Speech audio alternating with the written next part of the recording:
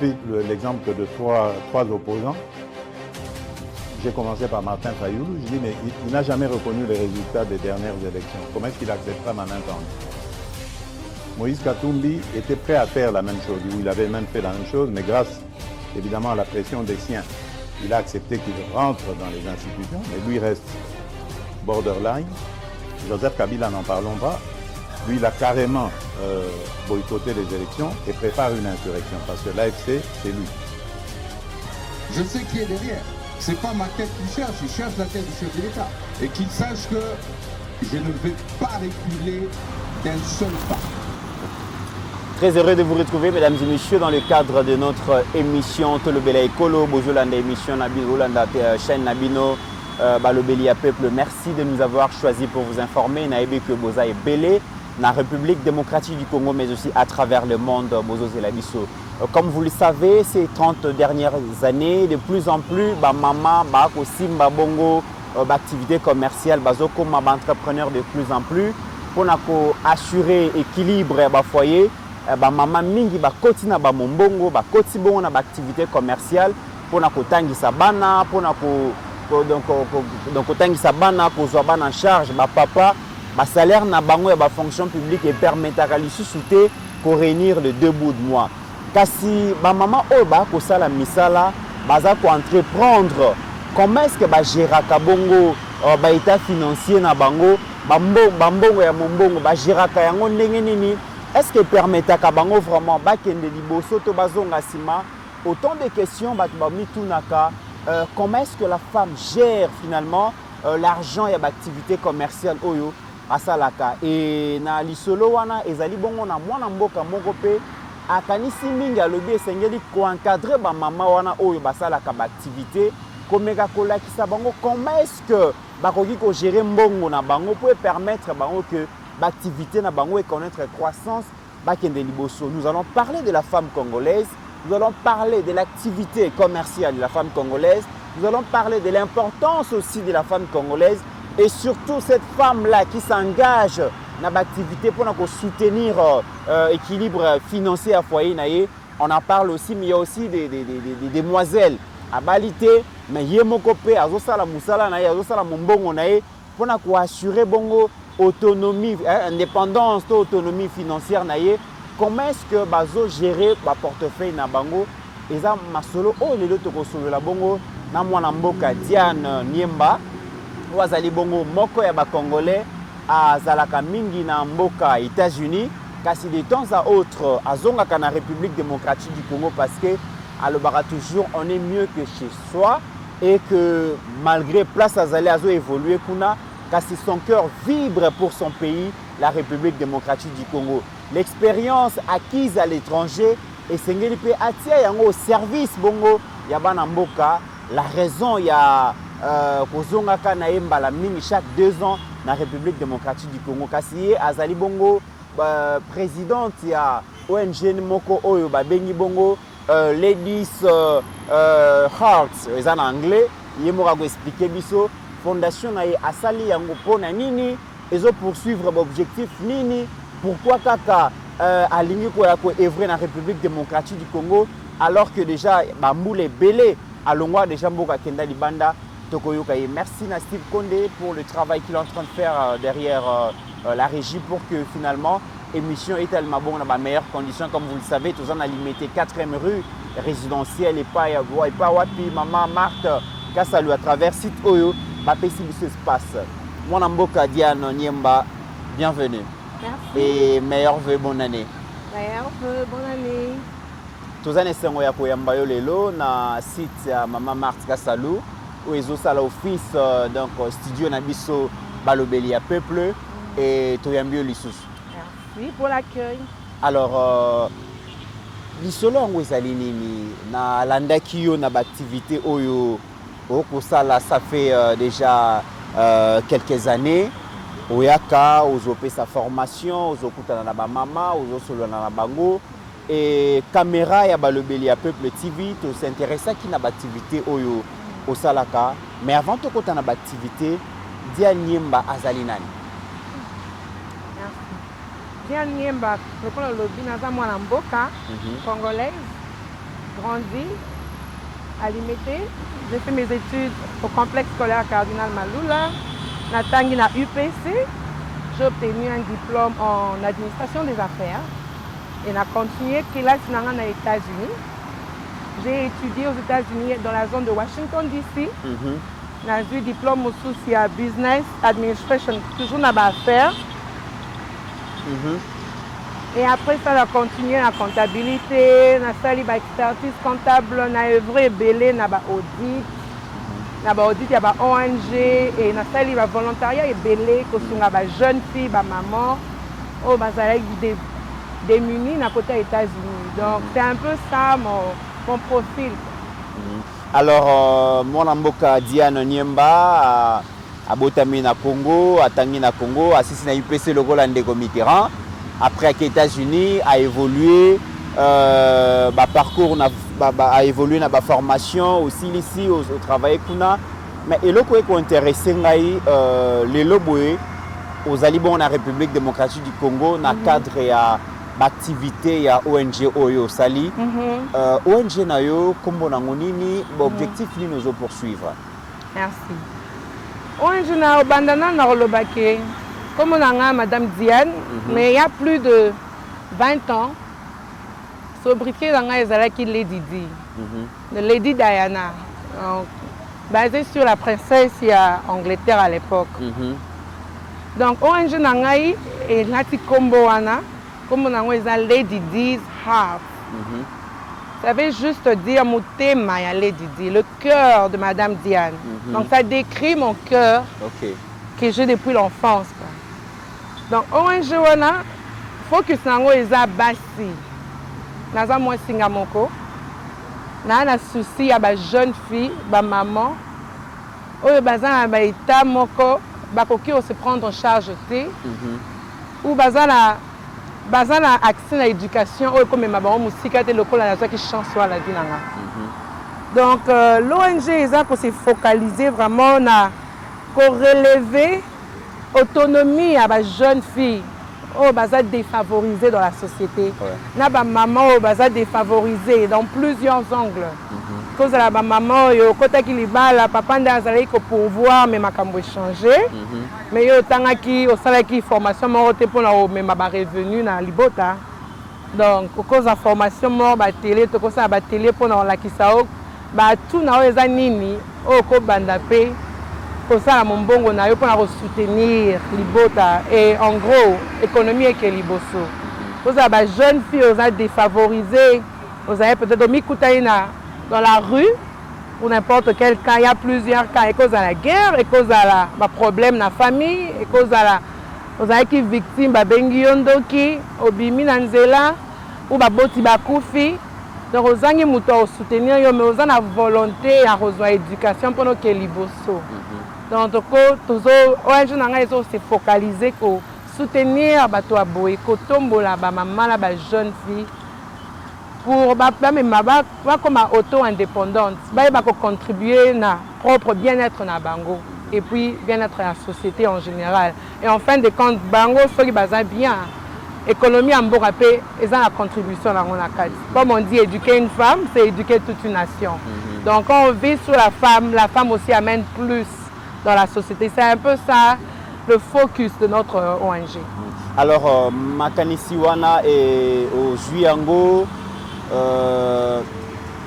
la décision, il y a souvenir, il y a venir en aide, na moi si waza plus démunis, ou la chance de l'obité, qui est musika na l'éducation et tout ça. Et où t'as qui wapi, est-ce que vous allez réalité au Québec pour découvrir les États-Unis? Au monde qui beaucoup na basi baza makasi ba s'engager ata mingi te mais na ba formation ya formation kaka boya azo comme autonome décision ne utaki na wapi. Merci, bonne question. Eza combinaison ya expérience nanga na Congo, expérience vécue aux États-Unis. Ngambo on appelle ça moi historique nanga moko. Depuis bon mois na ngai nazalaki représentante ya ba fille na école Malulo nazalaki toujours na mutema wana ya ko défendre ba droit ya basi bazala bien ba jeune fille depuis école. Désir on est là toujours. OK. Donc désir on est continuer au monio botam, il y a d'autres personnes ba botam na mité maoyo. Ba tout ya kosunga plus. Alors ça a augmenté écoli n'a participé na ba volontariat belé na Congo. Nazalaki membre du Parlement des enfants à l'époque et on a fait ces études maintenant qui n'a parlé du peuple à l'époque.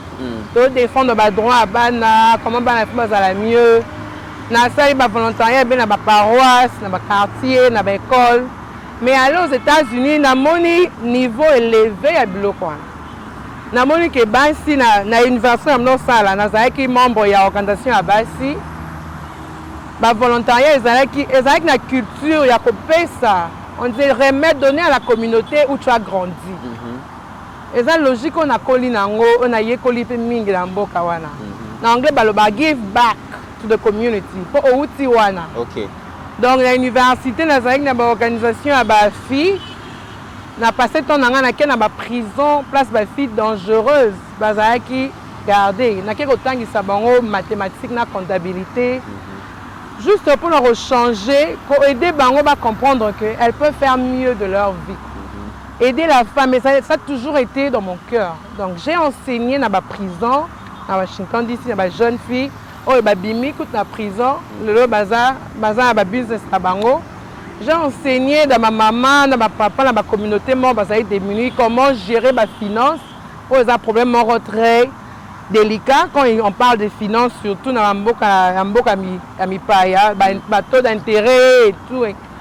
Donc, ça, en fait, combinaison, il y a Mouté Malangana à tout Nazarek depuis bon mois.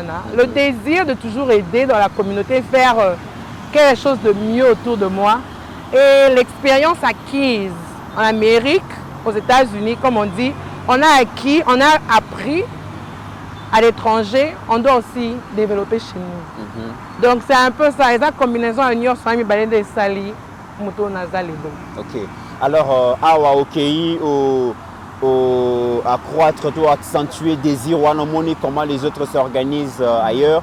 Au Bimbo Kanayo, puis fait à la bénéficiaire, on a expérience acquise, Libanda. Mais quand on zongi awa, na cadre ya ONG au Sali, activité de bosso bande yo banda ke zalaki nini? Merci. Donc, nous avons une activité à Liboso, na bandi ezalaki bring a smile to a homeless child. Nous avons traduit en lobby apporter un sourire à un enfant de la rue. OK. Donc, c'est qui ça moi là? Ça est single. Nous avons un enfant de la rue pour la Noël. Pour Noël, c'est la période où tout le monde attend les cadeaux. Ouais. Tout le monde aime sourire, être surpris. Et ben, enfant de la rue, c'est pas évident pour bazar de la rue, bazar encadré, bazar à parents comme les autres qui ont la chance. Mes parents, bon, ils ont des listes, bon, on peut s'appeler Père Noël. Père Noël, mais les enfants de la rue n'ont pas ça. Donc, la linga qui pense pas comprendre que Père Noël paye bibango. Donner cet impact-là, de ce sourire-là. Alors, c'était la première activité que j'ai lancée. Les gens qui ont décidé, qui ont choisi avec le comité administratif qui est aux États-Unis. On va sur une sélection de sélectionnaka, tu centre ni to banana bango o ba matcher profil na biso. On te sélectionne qui centre hors pair, ils en na Gambena rond-point force. Alors les enfants de la rue sont encadrés là-bas, bazan a besoin et belé, balingi aucune classe. Bazan a besoin, il y a ba fourniture, bazan a besoin de colata, ba ketchup à bien. Donc j'ai sélectionné ce centre na du contact na ba konzia centre wana na comprendre besoin na bango. Alors aux États-Unis, j'ai acheté na sombi biloko au CPL Sabana, biloko a bien pour ba moni au ba kepe na école ba se sentir que to là c'est leur mort bien. Alors j'ai amené des fournitures scolaires, des baskets pour les filles, des sacs et bien sûr une enveloppe comme Papa Noël, comme Père Noël. Pour leur faire plaisir. Il y a une activité dans la salle qui pour nous encourager vraiment. Balingi éducation, basengi blom, basengi lo pour leur éducation, bas à l'aise dans l'école. Et là qu'on investir dans l'avenir na bango. Donc là qu'on abonner na soutenir. Alors j'ai amené tous ces cadeaux bazala qui vraiment joyeuse et contente. Très bien. Alors to kota siko na likambo maman na likambo oyo et fan d'ici vraiment ONG na République démocratique du Congo.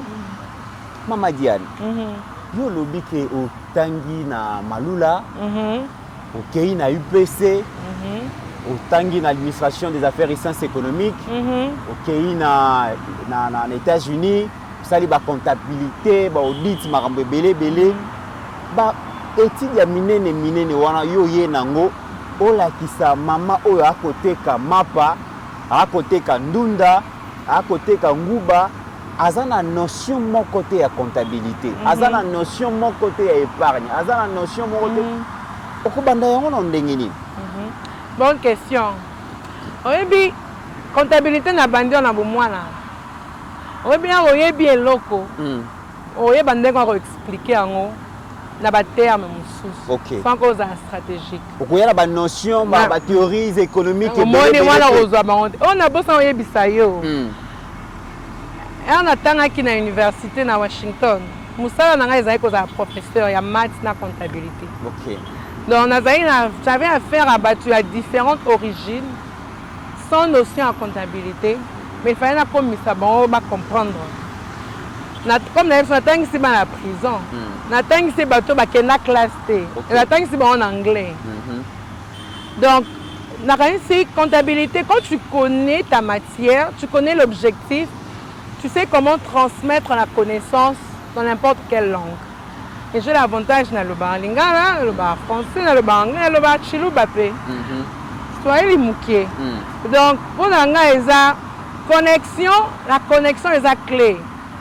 Et vous avez un moyen de faire couler la connaissance à ma maman. Et je dis toujours, elle n'a pas une limitée. Maman moko azali ko tangisa ba anepe na Malula. OK. Mazali maman mapa. Maman atekaka mapa. Atekaka mapa. Mais na revenu à mapa. Atangisi ba na ne belé na limité. Nazo exemple na epo, eza exemple mo ya organisation ya mutu. Façonnant makasi. Façon et façonnant et à chaque fois nazonga na kena toujours pesa embote. Na po ala kisinga que ayebi ko s'organiser ko foot ba minava à l'époque ba franc belge. Malula était très cher. Mais atangisi ba na ba koli. Donc c'est le même profil où on a faire comprendre le bateau. OK. Attends, OK, bah étude mais quand on a la logique à comprendre comment gérer, tu peux faire mieux. Au ça. Donc je pense que le langage on a par exemple les béliens, on a opportunité dans lesquels on a vu dans on a communiquer la bango. Le langage va comprendre. C'est un peu quoi. Mais avant tout on a ba critères oyo ko tia pour nous sélectionner ba mama wana na lingi na ye ba eloko ya liboso ozo viser nini tango yo lobi que ba mama wana bazo entreprendre esengeli ko lakisa bango notion ya gestion ya finance gestion ba portefeuille na bango ba gérer yango de manière un peu professionnelle. Objectif ezali nini tango mama aye atekaka mapa atekaka ndunda atekaka makala aye pa na yo na fondation bo pesi mateya. Après bénéfice, qu'est-ce que vous attendez? Et combien de une activité? Bonne question. Et je vais commencer d'abord par dire aux femmes victimes à l'est du pays que nous compatissons. Nous sommes de cœur avec vous, normalement défavorisés. Oui, comme dans la culture, on a connu un beau cabinet. Et on a fait des fréquemment. On a stoppé la moto. Ça, il s'en a eu. Ça, il bon. La doléance est kaka. Mais on a une capacité. La capacité à cause ça la mieux. Mais à quand même il a fait que vous n'avez pas. Alors on a comme un niveau on a bino. On a stoppé le quoi là sa maman yo opportunité à Rossal qu'elle peut faire elle-même. À cause ça la mieux. Pour les charges qu'on le veuille ou pas. Ils ont charge en direct na batu, na ba connaissance, na ba communauté autocoli. Mais quand on l'a qui si moussa attendait la Bible apprendre à l'enfant à pêcher, qu'elle donnait du poisson. Au long de pêchage à côté na yo. Qu'on le veuille ou pas, mais qu'on l'a qui sa maman et que son abon pour na okola bango moro na ba famille na bango, contribution de la communauté au bazar contribution à plus grande échelle dans la ville. On s'est platé que l'équipe est dans le quartier, on bénéficie. Donc le bénéfice, il est là. Il est là dans la société comme tel, il est là dans le pays. C'est une façon aussi de remettre au pays où on a grandi. Quoi. On peut vraiment développer sur l'impact de ça. Parce que ce mouton on a créé boutique, on a des restaurants. Comme la moyen que Bongi se la rende dans les carans, on bénéficie d'ango. Malgré tu n'as pas dit que tu n'as pas su qui a investi à maman à ça. Donc par exemple les AEBL, je pense que l'objectif est autonomiser la femme à se prendre en charge, à contribuer, à savoir qu'elle peut faire mieux qu'elle pense qu'elle peut faire. Comme on dit en Amérique, you're stronger than what you think you are. You're stronger than you think. Bon, on s'est focalisé quand on s'est mais le plus tu sais comment tu organises la communauté et le bien-être du pays avance. C'est un peu ça, comme ça je peux répondre à cette question-là. Mais c'est vrai que oyi na makanisi wana ya ko former bango, ya ko transmettre bango connaissance. Mais est-ce que ba maman ko solo la kana bango wana bazo manifester intérêt pour cette formation? Est-ce que après avoir échangé na bango, vous pensez que baza intéressé na formation que je proposé? Bonne question. Comme je dis, le comité administratif fait la sélection. Il y aura des critères spécifiques avant au quota la formation, télé autour ça là. Pour la cas, parce qu'on se focalisera sur plusieurs domaines. On a domaine là éducation, tutorat, monteur, ça monteur là la classe. Maman la formation examen. Il y a certains critères que trop là pour l'accès aux intérêts comme le dit. On peut investir en énergie là-haut. Na muto aza intéressé. Donc c'est pourquoi tu as des critères et causes là comme centre na sali première action na décembre.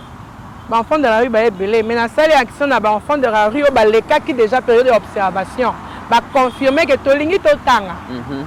Ba les qui est sain na bango ba confirmer ba sûr. Les enfants de la rue et la communauté qui donc ce sera le même cas quoi. Il y a un critère de sélection, il y a on verra qui est vraiment intéressé et il y aura ce critère à suivre avant de bénéficier de cette formation-là. Parce que de toute façon, investir, il faut que l'Inga, Ozala, Olaxabiso, qui est vraiment pourquoi, et Zayo.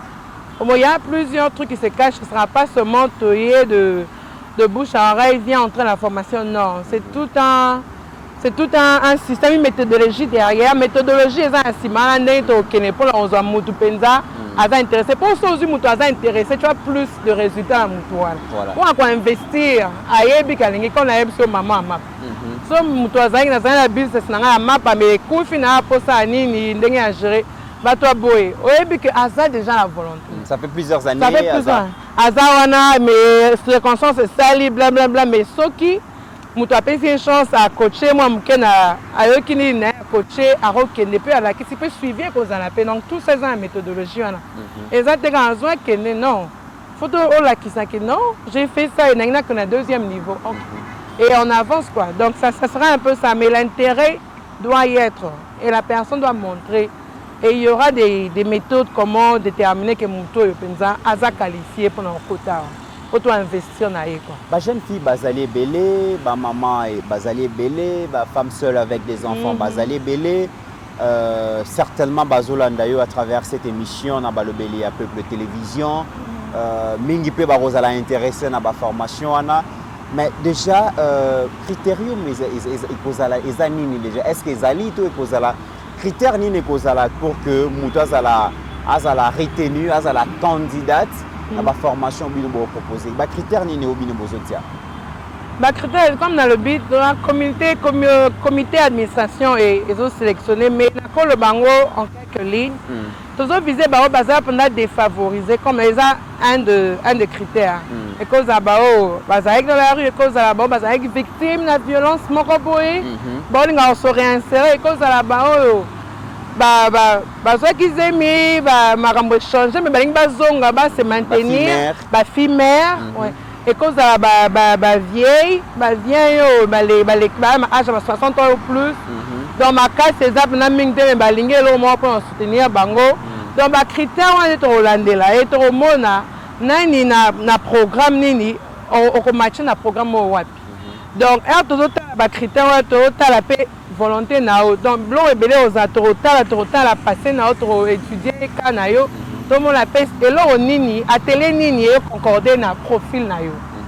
Donc comme on dit sélection aux alans pour ne pas donner tous les détails ici, c'est vraiment il y a un comité administratif qui revoit tout les communautés comité wala les abato wa kolana Congo Congo bayebi ba milieu rural bayebi ba sika oyo to luka bango to yeba bango et to ya vers bango quand et ba so ba matcher ba critères c'est un peu ça quoi.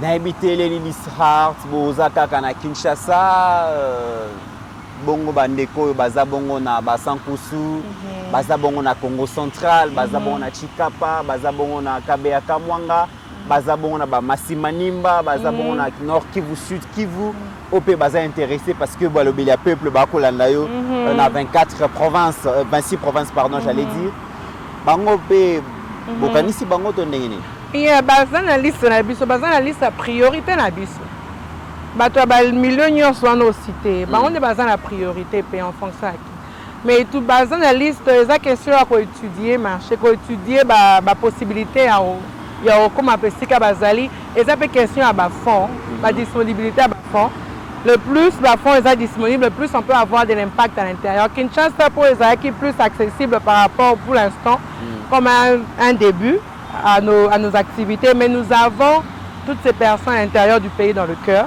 Et nous osons croire que le plus on a des partenaires et des organismes qui se joignent à nous, à notre légitime cause de vraiment supporter la femme dans tous ces milieux-là, le mieux on pourra faire. Parce que quand on a plus de support, on peut atteindre plus un grand nombre. On est limité pour l'instant, mais ils sont sur la liste et nous vraiment, comme la bino, continuer de planifier, c'est un peu ça. Mais au-delà de la formation, il y a pour former maman wana, gérer mon solo na bango, pour permettre que l'activité na bango connaisse la croissance. Qu'est-ce que les Heart a proposé comme autre? N'habite pas formation, bozana makambo proposer ba maman. Oui, tous les blocs belé comme n'habite tous les blocs à leadership. La formation comment se défendre na comment se représenter yomoro skill tout soft doux. On commence à voir se représenter soi-même.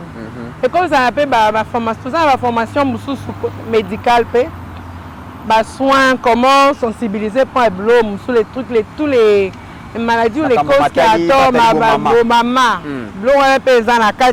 Consultation médicale.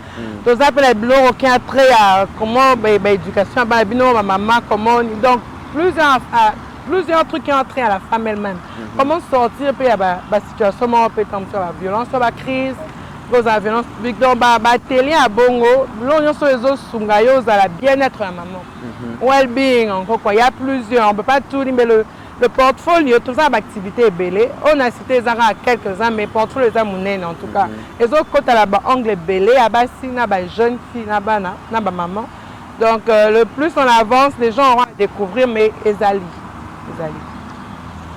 nakoyoka yo tango zoloba formation esengi ba formateur bazala formation esengi ba loko ezala disponible formation esengi moi mutazo formation moi maezala formation esengi que ba ancré sombama et tout ça ba bi moi na mboka Diane Niemba azozwa ba moyen wana nyoso zozwa ngwapi pour ceux qui na le bito solo la vraiment lokola bana mboka nana zana simana yo Nzambe.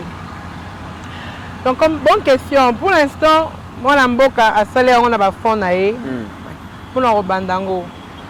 Donc, un fonds propre et quelques personnes de bonne volonté payer quelque chose et tout, mais la majorité, ils ont leur propre fonds.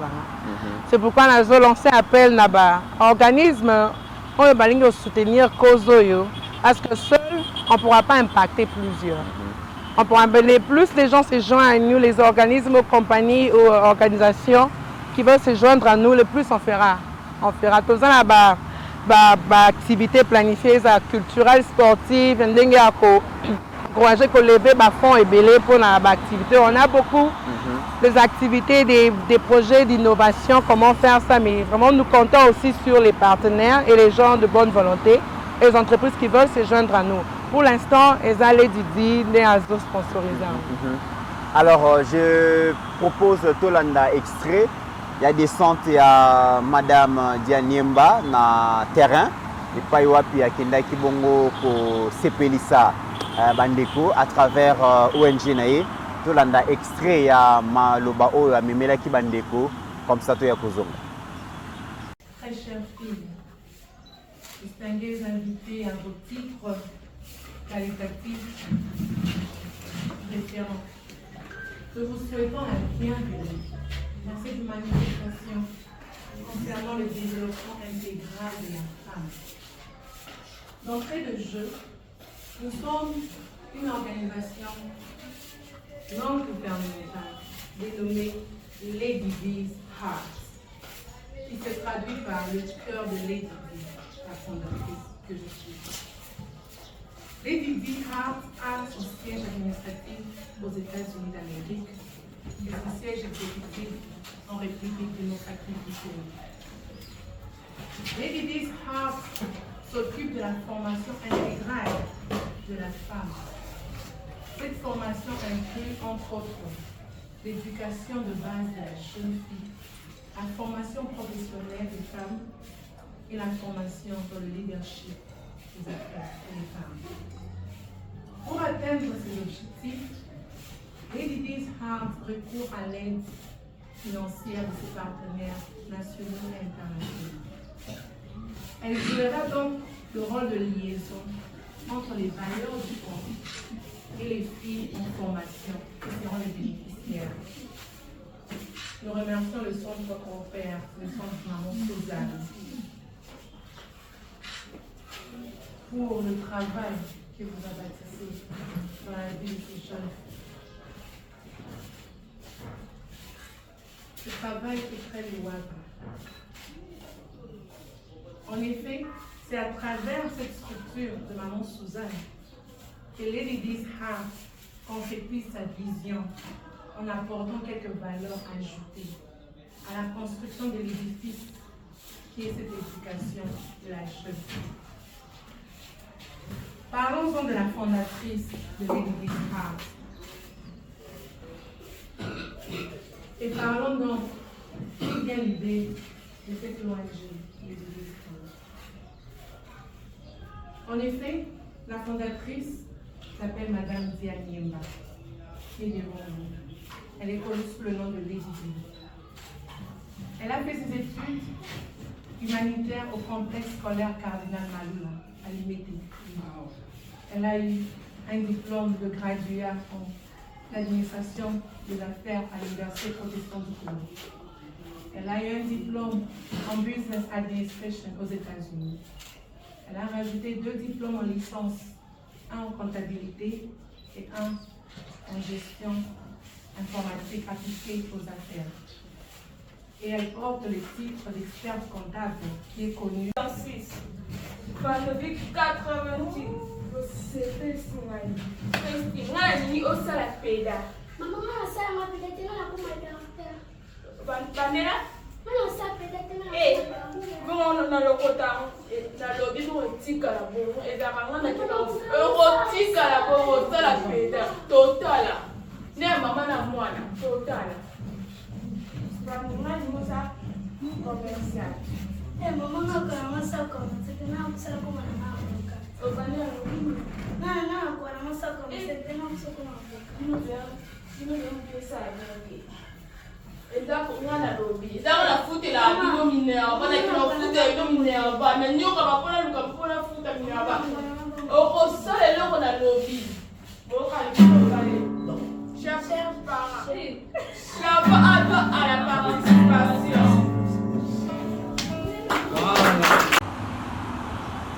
Alors, tout le monde est na terrain, bah image mususu ekoya na mikolo yo. Ezoya parce qu'il y a plusieurs activités, tozui non ba image nyo sauté ekoya. Ba image ya boy tout le monde ango déjà Madame Diane. Tout le monde ndenge bandaka. Après na suka esuka kaka. Ngana za molobeli na bino. Ngana zali défenseur na bino. Bo pesa ngai bongo ba voix. na ko représenter bino valablement dans l'Assemblée nationale. Na éviter. Yo peux kozala kaka bongo to ndenge ni. Ah, bonne question hein. Et une question vraiment pertinente. Si tu te rappelles qu'il y a bandeli, tu mususu bakolaka na capacité à kobabandon na bomwa na bango. Basala ba activité, basala ba volontariat, basala yango, bazo continuer ni na bango. Batu mususu comme tu l'as dit, ba pour certains buts. Na postuler kuna na komi ebna. Pour mon cas comme ça Hollandi na lobaki na bandi ba activité na sali en Amérique na mboka américain ba bato ba congolais au place na botamate. Na sali en gratuitement na postuler kuna te. Donc à ce jour comme je dis eza désir na zalango depuis pour moi là. Que na sali na vrai na zali na Congo, na vrai na Amérique na ba volontariat et belé. Je continue ma logique quoi. Lady D, j'œuvre plus dans le domaine de business. J'ai ma boîte Lady D Business and Consulting. Mais j'ai toujours voulu œuvrer aussi dans la philanthropie. Donc, on a toujours besoin de la communauté parce que plus on a la communauté, ça fait aussi du bien. Et puis ça va aussi de part dans ta réputation, même si tu t'engages dans le business. Donc, pour la philanthropie, désir, il y a impacter les vies. Surtout, je suis passée, j'ai vécu dans ces pays, je suis née dans ces pays et à chaque fois que je reviens, maman donc comme on a next level, c'est ça mon désir pour l'instant. Donc, je peux répondre à ce titre. Aujourd'hui, il n'y a pas de femme politique que je sache.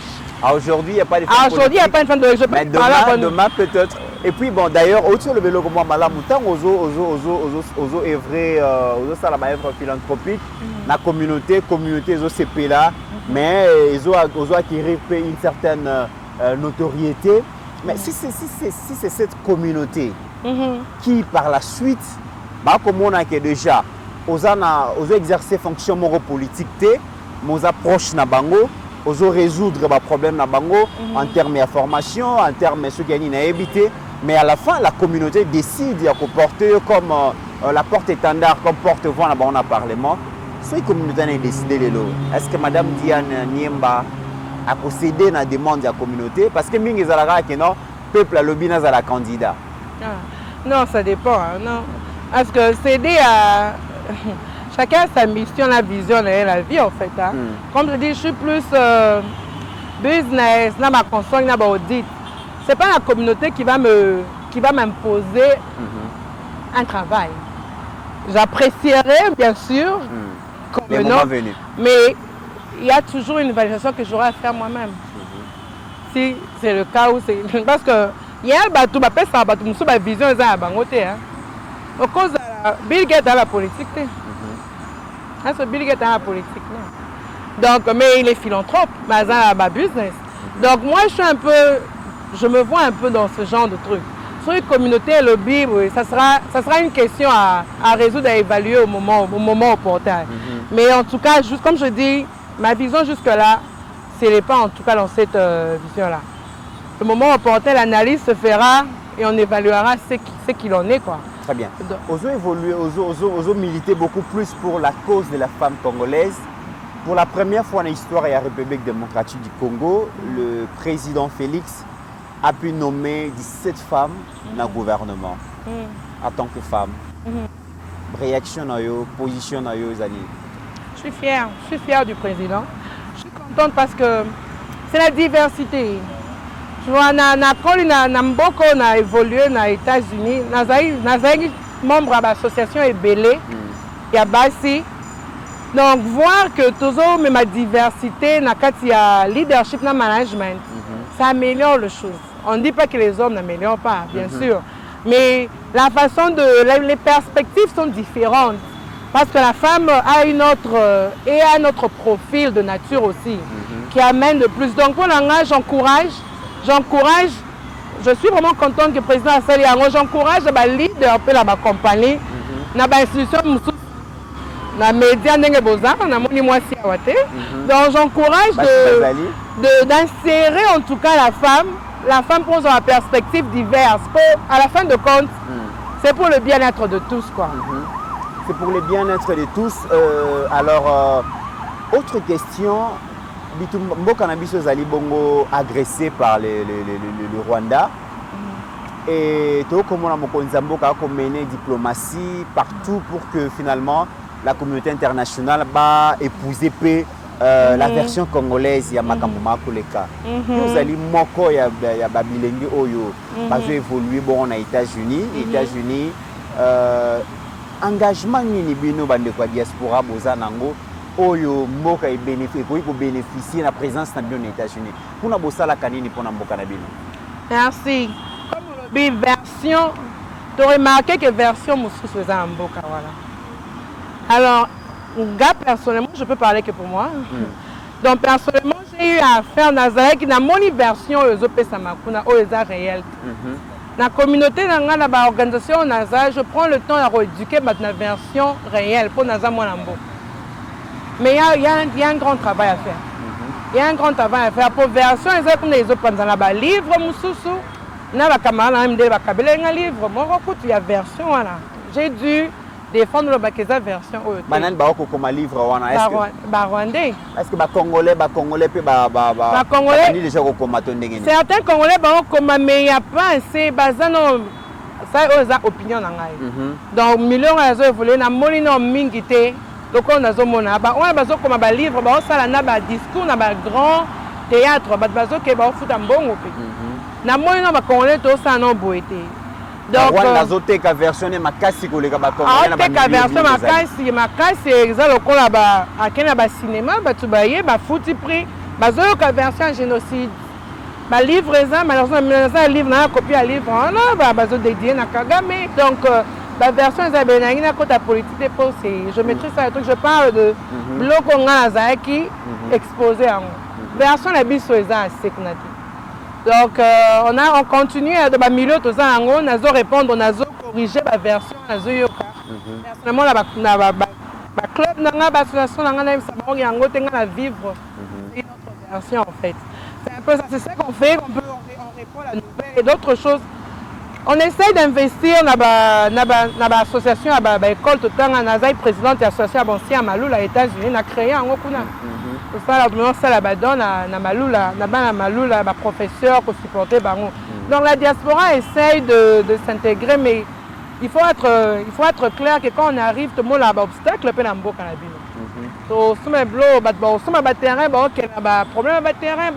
il y a beaucoup de trucs qui font que la diaspora commence à se retirer parce qu'on vient avec l'idée à Rosunga, mais on trouve beaucoup de problèmes à Kin. Alors, comme ONG, vous êtes victime de escroquerie, vous êtes terrain, vous êtes kotonga pona kosunga batu. Mais il y a des gens qui sont venus. Il y a des gens qui babuki. Alors que le projet Zaïk a activité qu'on a pensé. Donc, au bandit de Sokolanda, il faut Kolanda, Nanya Salibo Kolanda, jusque-là, tu résous nos problèmes. Donc, vous voyez les trucs comme ça, Moutoyen a maintenant investi, sans qu'il y ait aide du gouvernement. Mais Bobo qui a un bon moment, ça allait créer l'emploi pour la bâtiment, mais c'est comme ça qu'on contribue. Chômeur, bon, ça, on va encadrer, on va encadrer, bon, ça, les salaires, tout le monde en bénéficie, mais on a beaucoup ça. Ça bénéficie à qui? Bon, il faut revenir à zéro. Donc, on espère que Boka Ekola Pepe, ça fait la diaspora, moi, confiance que vous pouvez venir. Vous pouvez venir et on peut protéger vos intérêts. Protéger aussi un peu la diaspora pour investir. Pour Bozo, c'est plein de diaspora et ça. La diaspora, ils ont comment agressé, ils ont volé le bloc. Comment la diaspora est quoi? Donc, c'est aussi une invitation indirecte pour favoriser la diaspora, pour protéger l'intérêt d'abord pour l'intérêt à tout le monde. À la fin. C'est un peu ça que je peux dire. Alors, ils ont Balandio na Kinshasa, Balandio na la province, Balandio à l'étranger, et ils intéressés dans ma Kambozoloba. Certains baroluka ko s'associer na yo, d'autres baroluka pe ba bénéficier de la formation oyo bino ko proposer. Ceux qui nous ont besoin à mon abino, à côté de contact nabino, ils allaient à Kinshasa, ils allaient ailleurs, ils allaient aux États-Unis, beaucoup d'abino wapi. Tous sont présents sur les réseaux. Le meilleur moyen est l'email nabiso, et c'est la combo organisation Lady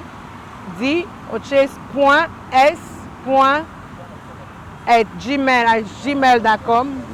Vous êtes présent dans WhatsApp, vous repassez ma coordonnée, vous repassez. Donc, surtout, dans LinkedIn, vous pouvez retrouver sous le même nom, Lady D. Et bientôt, d'ici la plateforme Facebook peut être disponible. Donc, il y a plusieurs moyens de nous contacter, email, WhatsApp. Pour ceux qui sont à Kin, on a un numéro de Kin. Pour ceux qui sont à l'étranger, on a un numéro des États-Unis. Alors, contactez-nous et on peut échanger. Vous êtes la bienvenue. Et tu as na suka émission na biso, Madame Niemba, qu'est-ce qui n'a pas été dit pour que s'adresser à bateau bazolanda? Je pense qu'on a ébauché de traverser la plupart. Mais ce que je veux dire, Lady Di, Madame Diane, comme moi Lady Di, je viens avec la cause noble les jeunes filles. Donc j'ose croire que les personnes et les compagnies, organismes qui ont aussi ce désir légitime et pur de relever vraiment la femme, la jeune fille en RDC, se joindront à moi pour avoir plus d'impact dans les vies. C'est ce que je peux ajouter. Très bien. Et apparemment, Pessibiso, papa, jeune homme courage, pour ma crasse dans la discrimination. Yo poni kaka maman, na fille mère, jeune fille, sikoyo papa yo lobi na bango nini, to jeune ba ko bunda, yo lobi na bango nini. Bango bazana besoin de formation té à gestion financière. Il y a des activités na bango, magablo na bango, boutique na bango, cabine na bango, bazape na besoin ba yeba ndenge nini ba ko gérer mbongo. Yo lobi té yo kaka maman. Mais derrière tout grand homme se trouve une femme. Ce qui maman a commis ma casse doublement. Donc on a investi dans mes bali. Pour bonne na yo maman na yo, mo pandi na yo. So a commis ma casse yo leki na ma casse. Il y a soutenir yo. Pourquoi célibataire? Siko ya za na maman mo pandi, ta za célibataire, mais ça a besoin de formation. Arrosoir d'une manière ou d'une autre pour na ba kota d'encadrement. Les cadres ba banini. C'est pas dit que c'est bon ça là. Voilà. Donc bon ça là, comme si je parle aux hommes. Voilà. Donc Boza toujours, on peut jamais parler de femmes sans hommes. Donc Boza a monté ma vie sur ma papa, jeune. Boza la carte en tout cas, elle dit travailler avec des hommes. C'est un peu ça quoi. Voilà mesdames et messieurs, to komina suka ya émission na biso, to yambaki bino, to yambaki pona bino mwana mboka Diane Niemba, donc les Ladies Heart, les alibons ONG Oyo, ils ont s'engager pour améliorer la gestion financière. Il y a des unions qui s'engagent dans l'activité lucrative. Il y a des gens qui gérer mbongo, il y a des gens qui faire moins épargne, il y a des gens qui mettre ma croissance dans l'activité. Ils ont ya makambu oyo esalemaka ailleurs. Yango pe mwana mboka Diana lobi amema yango pe awa ba mama ya mapa pe bakoki kokende misika, ba mama makala bakoki kokende misika, ba mama pe bakoteka ba biloko ndenge na ndenge bakoki kokende misika et à travers ONG na ye alobi aza disponible bino nyonso boza na posa na ye apesi ba coordonnées na ye yango wana déjà mwana mboka Steve Konde a affiché en bas ya écran et ceux qui peut bokoki ko joya ngote vous pouvez toutefois passer pe na balobeli pour les télévisions à travers nos contacts. En tout cas, toko tchabino na contact naye et to komi na suka to pesi merci na mwana mboka Diane Niemba malgré ba multiples occupations, malgré ba tracasserie à Kinshasa, on dimaki quand même oya ko partager bongo connaissance na yo na makambo to monaki oko sala to pesi merci et na pesi spécialement merci na maman Beni Kabuya et pa yazali na ebike Azolanda Biso, merci na mwana mboka Steve Konde, na régie. Et n'oublions jamais qu'au-delà de nos divergences d'opinion, la République démocratique du Congo reste et restera toujours plus grande que la somme de nos ambitions individuelles. En attendant, mesdames et messieurs, portez-vous bien, car chaque jour est une vie.